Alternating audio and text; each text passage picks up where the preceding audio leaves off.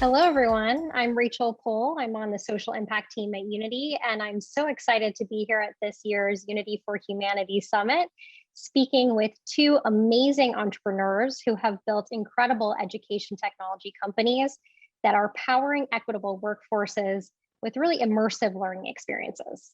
So we're starting off today with Heather Shen, the co-founder of Praxis Labs. And I'm going to go ahead and start an interview with Heather to talk a little bit about her background in Praxis Labs and the incredible work that they're doing. So welcome, Heather. It's great to have you. Please go ahead and tell me a little bit about your background and how you ended up founding Praxis Labs. Well, thanks so much for having me, Rachel. I'm so excited to be here. So when I talk about Praxis Labs and what brought me to this work, I always like to start with my family. So I am the daughter of two immigrants. Both my parents immigrated from China, and so growing up, understood the importance of working across and celebrating cultural differences.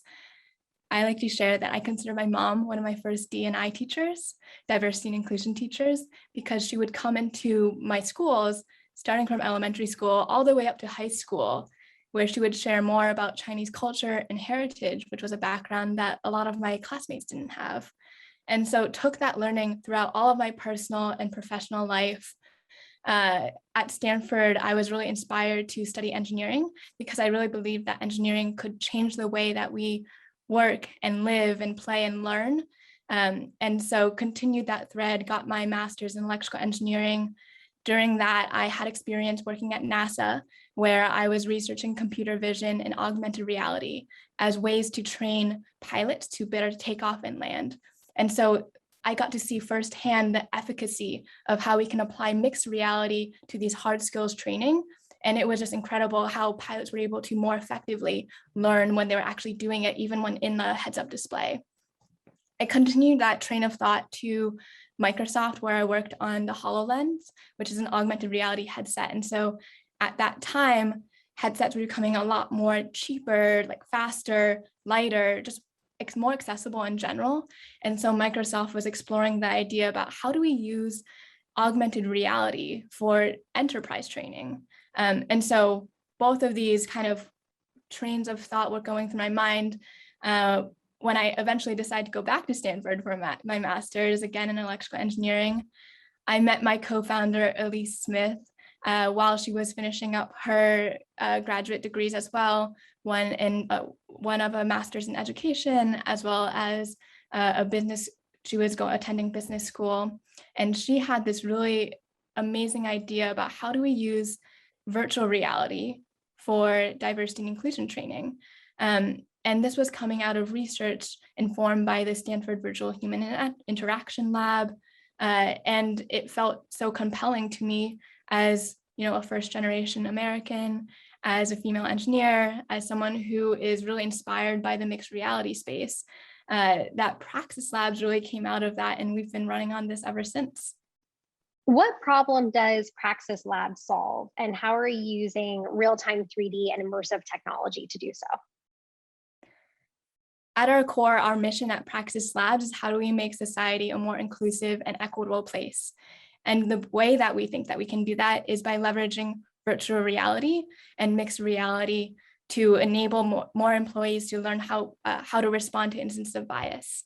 In our product, people go through an experience either as an individual experiencing bias or a bystander, so that they can learn how to practice, how to respond in the moment.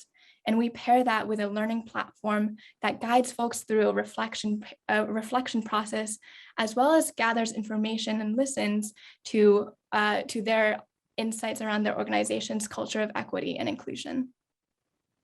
Wow. I mean, you all are doing incredible work, and I'd love to hear more about the impact that you all have had. I mean, how long has the company been around? How many communities have you served, people you've impacted? We'd love to hear about current plans and maybe future plans to scale as well.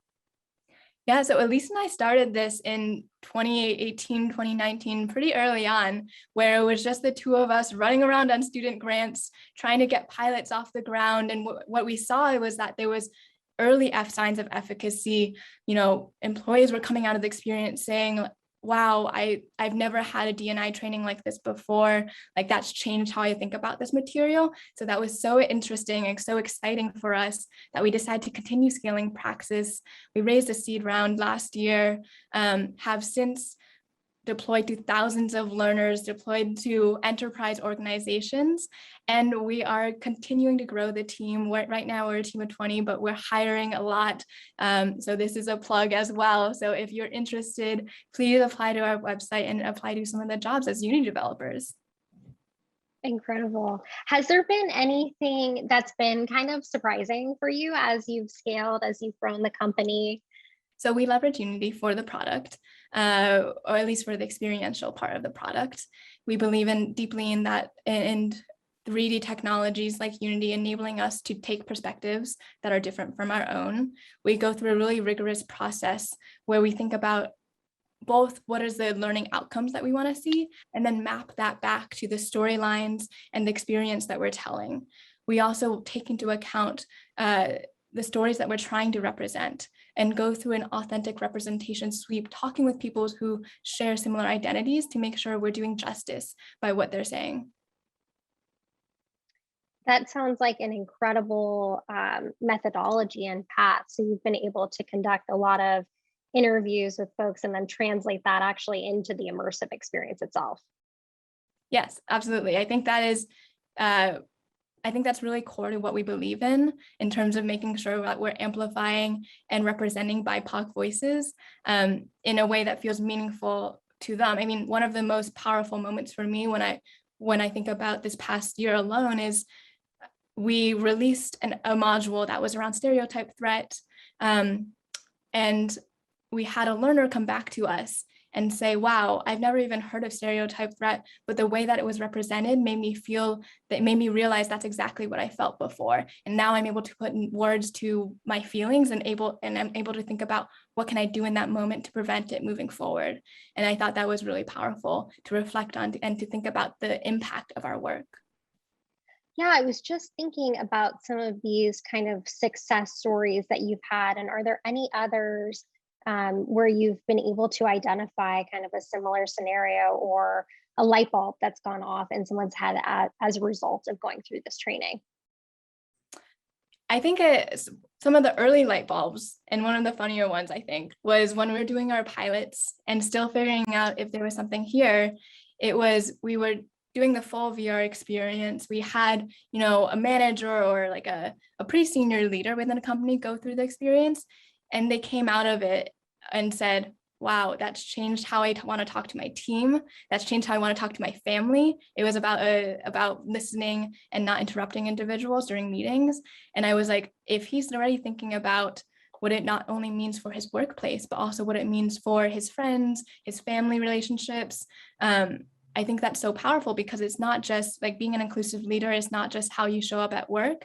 It's not something you can turn on and off between your workplace and between going home and seeing your friends or family. It's something that you have to practice continually throughout throughout the day. That's super powerful. And just to think about that translation between not only work and personal life, and how people can bring this training into their personal lives and become better leaders and build better societies and communities. It's really, really powerful that you're able to kind of translate those learnings and experiences. What advice do you have for other founders, and particularly ones who are really trying to get into the immersive space?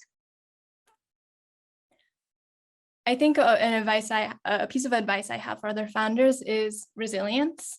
I think within a week itself, within a day itself, you can have so many ups and downs. I think founding a company is a little bit of a roller coaster, but I think the joy of finding what works, the joy of discovering and talking with learners, with other people who use your product, it makes it all worth it.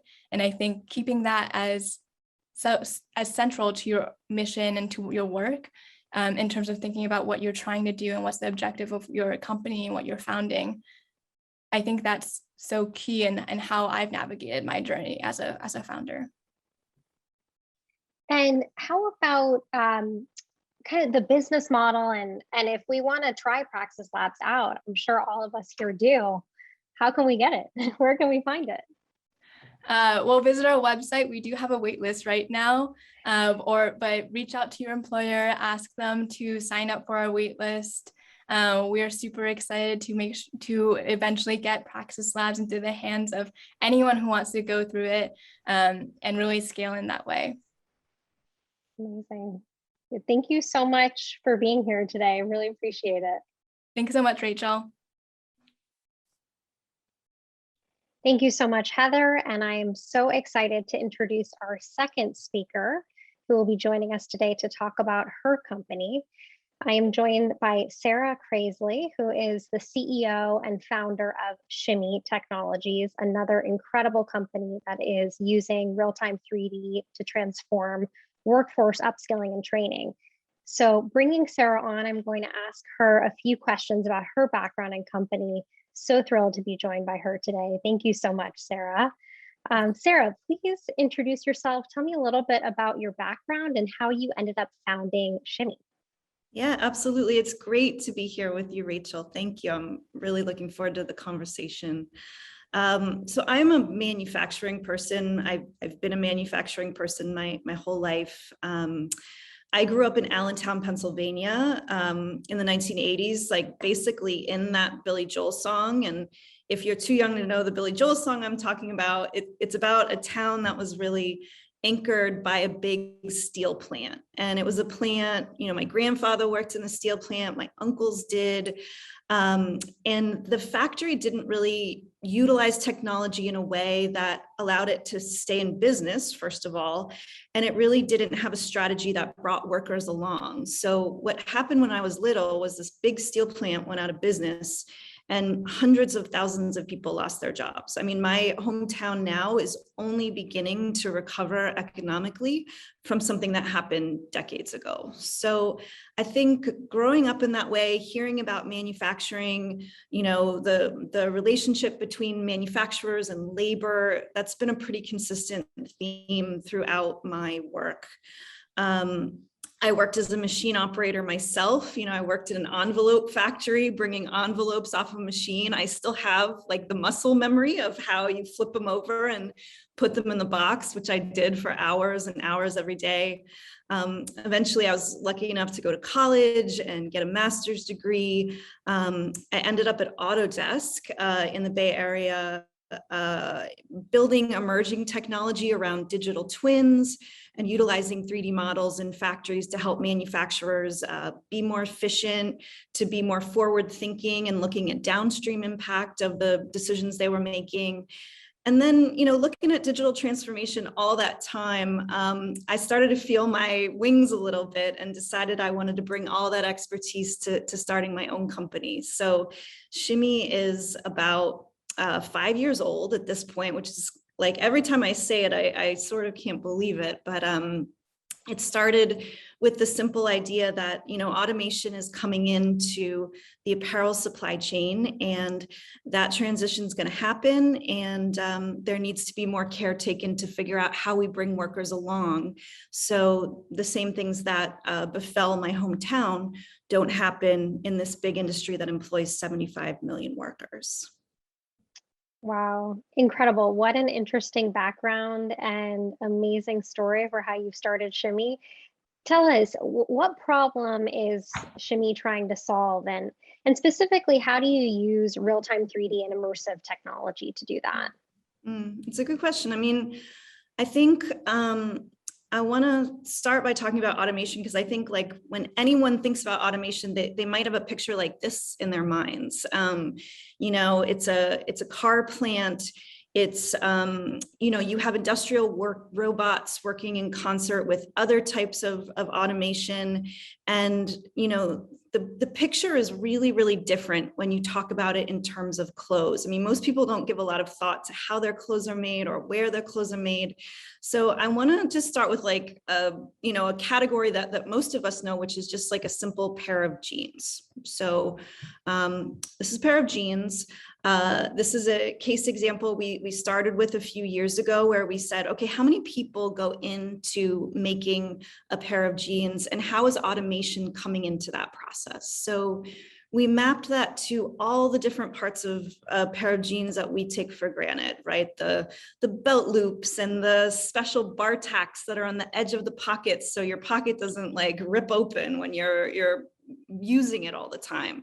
The leather patch that's on the back, even the things that like, you know, the finishing that makes you look like you've been mauled by a tiger or something, like all of those different pieces of equipment come into play in making this pair of jeans. And we said, all right, what does this look like in terms of workforce displacement? So we mapped that on top, and the results are quite sobering. So as factories bring in more automated equipment, they move workers off of doing the manual work that they used to do, you have a big displacement of labor. And when you look at the places where most of our clothes are made, you have a population of folks who might not have achieved education past 4th grade. Something that's really personal to me is the fact that it's largely women who are concentrated in those lower manual jobs in factories, and they're really getting overlooked for that training that's going to allow them to stay relevant as this big shift takes place. So that's really, Rachel, like what we think about all the time. We're not like anti-automation or pro-automation. We really accept that automation is inevitable. But what we want to do is make sure that within that trend towards automation, workers are being brought along within the process. And, you know, to get to your question about 3D, you know, so if we want to bring workers along in that process, very simply put, we've got to teach them how to use machines. And this is what basically the controllers look like for running machines. So you've got shapes and symbols. You can even see a 3D avatar and a model there, because in apparel manufacturing, they're beginning to utilize 3D models in order to speed up the sampling process.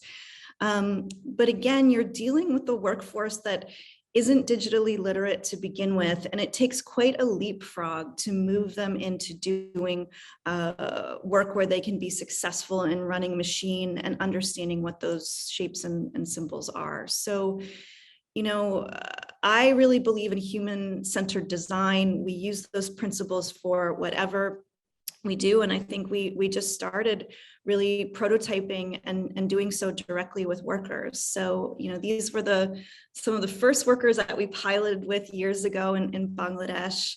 And yeah, at that point, they're really, you know, our only opportunity to train them was really inside the factories, because you can see like the mobile phones that they have don't have enough storage on them to run a fancy game or a upskilling application. So we really had to sort of think through what is the best way to reach and teach these workers.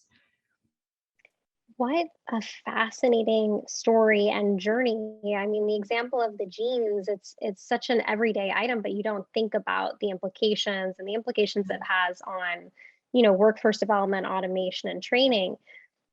Can you tell us exactly how does the app work? And at this point, 5 years later, how many people have you impacted through it? What types of communities do you serve? Yeah, so the way we've trained workers to date, well, I want to say the way we trained workers up until the pandemic was we have a team of trainers that will go into a factory, will lay out tablets in a factory classroom, and we'll train the workers. Within the interface, we really were purposeful to try and remove the most amount of text as possible. So a lot of the lessons are very pictorial based. We're honored that our trainings are often the first time a worker has used a computer. So we also thought a lot about how do we remove the peripherals, because a lot of workers, they don't even know how hard to push the screen. Like we get to teach them that, like, here's how you swipe and you tap and you drag, like things that we all do thousands of times a day. But they've never done before and they don't know. And, they really see a computer sometimes very sadly as more valuable than their lives or their yearly salaries. So we want to impress upon them, like, you're not going to break it. Like, you can be experimental. And games are obviously a wonderful environment to continue to reinforce that point that, like, learning can be experimental. You can make mistakes and there are consequences for it. So to answer your question, we've just started our classroom factory trainings back up. We're scaling through H&M supply chain. So we're really fortunate to have worked on a collective impact project with them, with CARE International, with BBC Media, to really say, how do we help elevate more women into these higher tier positions in the factories? So our training team trains about 100 women a week in factories right now. And another sort of branch of our impact happened due to the pandemic. We had a big pivot, as many companies did when all of that happened. What incredible partners that you're working with. And it feels like such potential to scale all over the globe with this. Can you tell us some success stories that you've had so far? Maybe, actual human stories. What has happened as a result of the training that you put them through?